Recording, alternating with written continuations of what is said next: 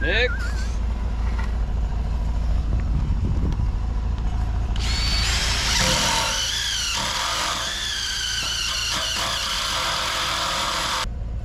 Does it look like it worked?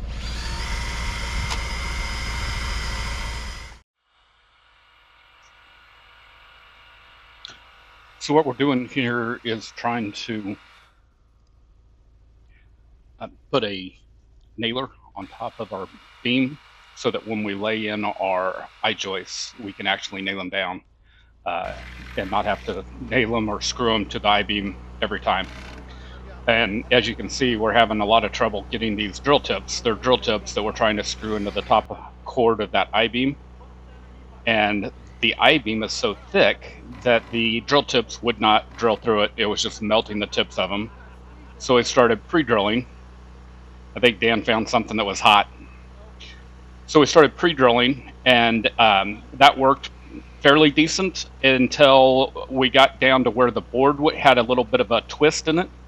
And when we were trying to take the twist out, we kept snapping them in again, and so we had to pre-drill our pre-drill. So we drilled halfway through. We drilled all the way through with the smaller bit, then drilled halfway through with the bigger bit, and that allowed the drill tips to thread their own hole as they go through. So we're finally done with that, and we are getting ready to try to lift this into place. At this point, we're not real sure if our telehandler will even get tall enough.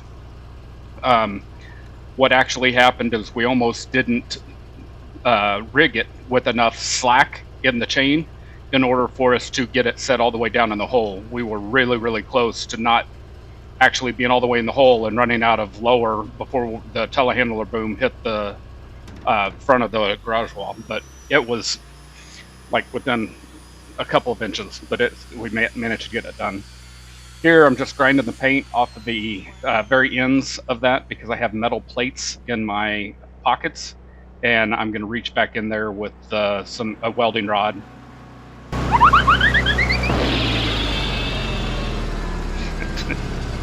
Tried to reach back in there with a welding rod, and that's how I'm going to attach it down. So here we are. We have ropes on either end of it, and that just helps us keep it straight. It's already straight because we're hung on a basket instead of just a single point.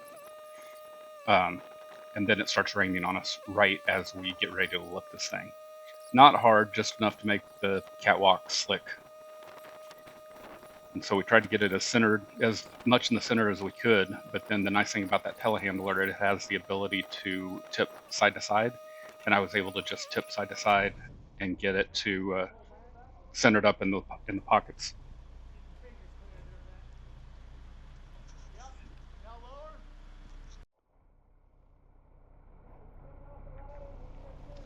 As you can tell, we did not pour the garage floor. We talked about pouring that at the same time that we poured the walls, and the crew that was going to do that wasn't available. So we went ahead and poured the walls and came back and poured that on a different day without a pumper truck. So they just got the boom, or not the boom, but the what's it called? I'll think of it in a second. Off the back of a cement truck. Anyway, the little trough on the back of the cement truck, we got it back as far as I could, and then they just started pulling it, and it worked fine. Well, he can lift him over. Back a little further, I'll get him.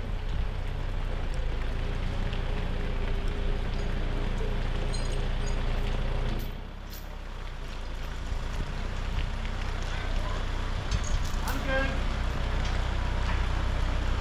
I'm not even leaning over, guys. Just right on half. Watch your head. Dan was making me nervous leaning over the wall like that. I was like, Dan, I can bring it back to you. He gets tired of me getting nervous about the heights.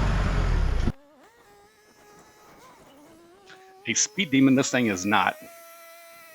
Thank goodness Lexi sped that up. So backing it onto the trailer is a little bit of a scary proposition. You have to change steering modes multiple times to get the front and back wheels doing the right things. And then you aim for half a wheel hanging over, and that usually gets you pretty decent. So we get it backed on enough. get it back on just enough to get it strapped down,